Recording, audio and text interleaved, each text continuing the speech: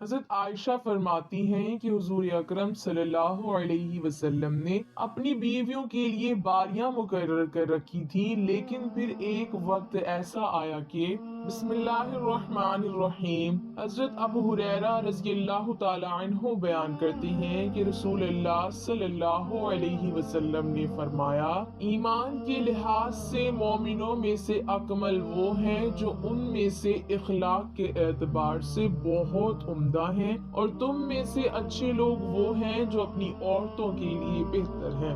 ایک مرتبہ آپ صلی اللہ علیہ وسلم باہر سے تشریف لائے، گھر کے صحن میں سیدہ عائشہ صدیقہ رضی اللہ تعالی عنہا کو دیکھا کہ پیالے سے پانی پی رہی ہے۔ وہیں سے آپ صلی اللہ علیہ وسلم نے ارشاد فرمایا، اے حمیرہ رضی اللہ تعالی عنہا، تھوڑا پانی میرے لیے بھی بچانا۔ غور فرمائیں، بیوی امتی ہیں، شوہر نبی صلی اللہ علیہ وسلم ہیں، برکت نبی صلی اللہ علیہ وسلم کی ذات کے ساتھ ہمیشہ وابستہ ہوتی ہیں، مگر سبحان اللہ، آپ صلی اللہ علیہ وسلم اپنی رفیقہ حیات رضی اللہ تعالی عنہا کے بچے ہوئے پانی کو پینا چاہتے ہیں۔ جب سیدہ عائشہ صدیقہ رضی اللہ تعالی عنہا نے کچھ پانی بچا کر خدمت اقدس صلی اللہ علیہ وسلم میں پیش کیا تو نوش فرمانے سے پہلے معلوم کیا، اے حمیرہ رضی اللہ تعالی عنہا، تم نے اس پیالے کے کس حصے سے لب لگا کر پانی پیا تاکہ میں بھی اس جگہ سے پانی پیوں؟ سیدہ عائشہ صدیقہ رضی اللہ تعالی عنہا فرماتی ہیں کہ میں پانی پیتی یا ہڈی چوستی، پھر میں آپ صلی اللہ علیہ وسلم کو دیتی تو آپ صلی اللہ علیہ وسلم اسی مقام سے نوش فرماتے اور ہڈی سے گوشت نکال کر کھاتے جہاں سے میں پیتی یا کھاتی۔ بعض اوقات ازواج مطہرات رضی اللہ تعالی عنہن ادھر ادھر کے قصے یا گزرے ہوئے واقعات بیان کرتی تو آپ صلی اللہ علیہ وسلم برابر سماعت فرماتے رہتے اور خود بھی کبھی اپنے واقعات سناتے۔ کھانے پینے میں ازواج مطہرات رضی اللہ تعالی عنہن کو کوئی روک ٹوک نہیں تھی، جو دستیاب ہوتا اس میں سے جو چاہتی کھاتی اور جو چاہتی پہنتی۔ اس زمانے میں ہاتھی کے دانتوں کے زیورات کا رواج تھا۔ آپ صلی اللہ علیہ وسلم اس قسم کے زیور پہننے کا حکم فرماتے، بیویوں کا پاک صاف رہنا پسند فرماتے، ازواج مطہرات رضی اللہ تعالی عنہن پر لعن طعن نہ فرماتے اور نہ ہی ان سے سخت اور درشت لہجے میں گفتگو فرماتے۔ اگر کوئی بات ناگوار خاطر ہوتی تو التفات میں کمی فرما دیتے۔ ام المومنین سیدہ عائشہ صدیقہ رضی اللہ تعالی عنہا سے روایت ہے، بیان کرتی ہیں کہ خدا کی قسم میں نے یہ منظر دیکھا ہے کہ ایک روز حبشی نابالغ لڑکے مسجد میں نیزہ بازی کر رہے تھے۔ حضور نبی اکرم صلی اللہ علیہ وسلم ان کا کھیل مجھے دکھانے کے لیے میرے لیے اپنی چادر کا پردہ کر کے میرے حجرے کے دروازے پر کھڑے ہو گئے جو مسجد میں کھلتا تھا۔ میں آپ صلی اللہ علیہ وسلم کے کاندھے کے درمیان سے ان کا کھیل دیکھتی رہی۔ آپ صلی اللہ علیہ وسلم میری وجہ سے مسلسل کھڑے رہے یہاں تک کہ میرا جی بھر گیا اور میں خود ہی لوٹ آئی۔ صحیح بخاری کی حدیث نمبر 4912 میں سورۃ تحریم کے اس واقعے کی تفسیر ہے کہ جسے عمومی طور پر واقع تحریم کہا جاتا ہے۔ اس حدیث میں حضرت عائشہ رضی اللہ تعالی عنہا روایت کرتی ہیں کہ رسول اللہ صلی اللہ علیہ وسلم نے اپنا معمول بنایا ہوا تھا کہ آپ ہر روز سورج ڈھلنے سے پہلے اپنی بیویوں سے ملنے جایا کرتے تھے، جتنا وقت ملتا اپنی بیویوں کے ساتھ گزارا کرتے اور پھر سورج ڈھلنے کے بعد اپنی اس بیوی کے گھر چلے جایا کرتے جس کی اس دن باری ہوتی تھی۔ بیویوں کی اس طرح سے باریاں تھیں کہ ایک رات ایک بیوی کے گھر جایا کرتے اور دوسری رات دوسری بیوی کے گھر تشریف لے جایا کرتے۔ اسی طرح ہر بیوی کے لیے دن رات مقرر کیا ہوا تھا، جو دن جس بیوی کے لیے مقرر تھا نبی اکرم صلی اللہ علیہ وسلم دن رات اسی بیوی کے حجرے میں گزارا کرتے۔ حضور اکرم صلی اللہ علیہ وسلم کی بیویاں دو حصوں میں تقسیم تھی، کیونکہ کچھ بیویوں کا آپس میں تعلق زیادہ زیادہ ہونے کی وجہ سے وہ ہر بات آپس میں شیئر کرنے کو زیادہ پسند کرتی تھی۔ ایک حصے میں حضرت عائشہ رضی اللہ تعالی عنہا، حضرت سودا، حضرت حفصہ، حضرت ام سلمہ رضی اللہ تعالی عنہا اور دوسری ٹولی میں حضرت زینب بنت جحش اور باقی ساری بیویاں شامل تھیں۔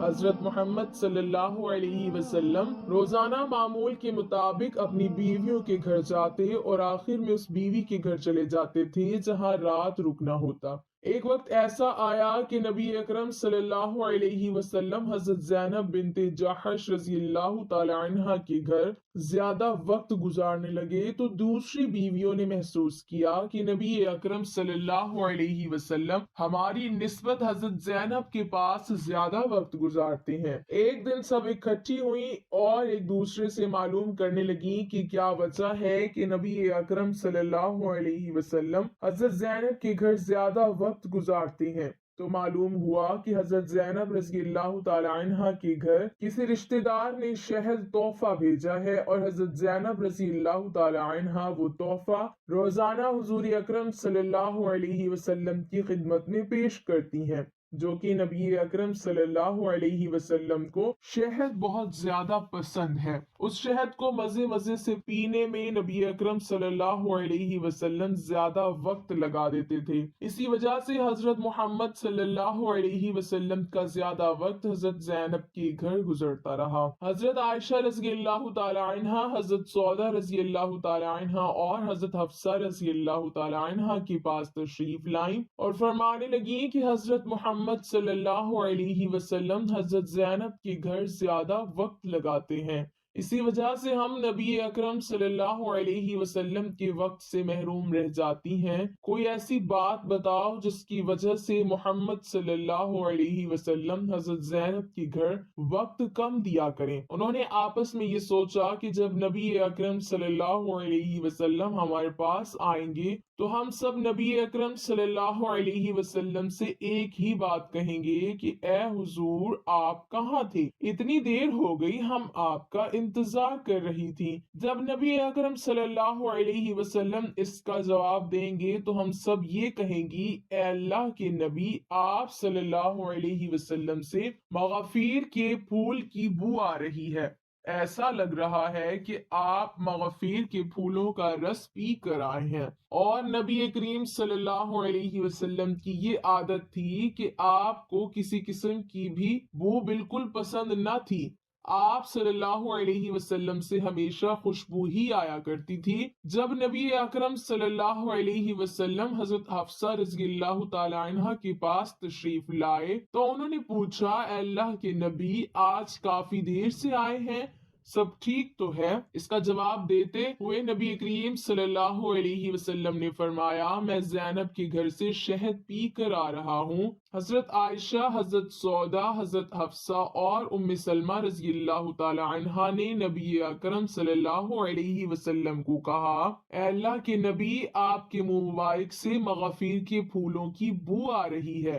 ان کو معلوم تھا کہ نبی اکرم صلی اللہ علیہ وسلم ذرا سی بھی بو کو پسند نہیں کرتے، وہ کوئی ایسی چیز کے پاس نہیں جاتے جس سے ذرا سی بھی بو آنے کا خدشہ ہو۔ چنانچہ حضور اکرم صلی اللہ علیہ وسلم سب سے آخر میں حضرت حفصہ رضی اللہ تعالی عنہا کے پاس پہنچے۔ جب انہوں نے بھی یہی کہا کہ آپ سے مغافیر کی بو آ رہی ہے تو حضرت محمد صلی اللہ علیہ وسلم نے حضرت حفصہ رضی اللہ تعالی عنہا کے سامنے قسم کھا کر فرمایا کہ آج کے بعد میں کبھی شہد استعمال نہیں کروں گا۔ یہ بات کرتے ہوئے نبی اکرم صلی اللہ علیہ وسلم نے حضرت حفصہ رضی اللہ تعالی عنہا کو فرمایا کہ جو میں نے قسم کھائی ہے اس کے بارے میں کسی کو مت بتانا، چونکہ نبی کریم صلی اللہ علیہ وسلم ان ازواج کا مقصد سمجھ گئے تھے، اس لیے آپ نے قسم کھا لی کہ آپ نہ صرف حضرت زینب بنت جحش سے بلکہ عام طور پر بھی شہد کا نوش نہیں فرمائیں گے۔ اپنی قسم کے متعلق کسی سے بھی ذکر نہ کرنا، لیکن حضرت حفصہ رضی اللہ تعالی عنہا نے یہ بات حضرت عائشہ رضی اللہ تعالی عنہا کو بتا دی۔ حضرت محمد صلی اللہ علیہ وسلم کی اس راز کو بیان کرتے ہوئے اللہ تعالیٰ نے سورۃ تحریم میں فرمایا، جو قرآن پاک کی 28ویں پارے میں ہے، جس کا ترجمہ یوں ہے: اے نبی، آپ اس چیز کو اپنے لیے کیوں حرام کر رہے ہیں جس چیز کو اللہ نے حلال کیا ہے؟ شہد ایک حلال چیز ہے۔ آپ صلی اللہ علیہ وسلم نے اپنی بیویوں کو خوش کرنے کے لیے شہد کو حرام کر لیا ہے۔ اللہ تعالیٰ بخشنے والا ہے۔ اس قسم کا کفارہ آپ کے لیے مقرر کر دیا ہے۔ پھر اللہ تعالیٰ نے حضرت حفصہ رضی اللہ تعالی عنہا کا، جنہوں نے جو راز حضرت عائشہ رضی اللہ تعالی عنہا کو بتایا، اس کے بارے میں اشارہ کیا۔ حضرت محمد صلی اللہ علیہ وسلم نے حضرت حفصہ سے کہا کہ تم نے میری قسم کے بارے میں حضرت عائشہ کو کیوں بتایا؟ میں نے تو تم سے کہا تھا کہ یہ راز کی بات ہے اور میرے اور تمہارے درمیان ہی رہے، پر آپ نے یہ راز نہیں رہنے دیا۔ حضرت محمد صلی اللہ علیہ وسلم نے اشارتاً حضرت حفصہ کو بتایا کہ تم نے راز کو راز نہیں رہنے دیا۔ پھر حضرت حفصہ رضی اللہ تعالی عنہا نے حضرت محمد صلی اللہ علیہ وسلم سے پوچھا کہ آپ کو کس نے بتلایا کہ میں نے راز کو راز نہیں رہنے دیا؟ نبی کریم صلی اللہ علیہ وسلم نے حضرت حفصہ کو فرمایا، مجھے میرے رب کائنات نے بتلایا ہے کہ حفصہ نے راز کو راز نہیں رہنے دیا۔ اس نے حضرت عائشہ کے سامنے اس کا ذکر کر دیا ہے۔ اب اگر تم دونوں اللہ کی بارگاہ میں توبہ کر لو تو اللہ معاف کرنے والا ہے، اللہ تم دونوں کو معاف فرما دے گا۔ اگر تم اپنی ضد پر اڑی رہو گی تو اللہ تعالیٰ تم پر سخت ناراض ہوں گے۔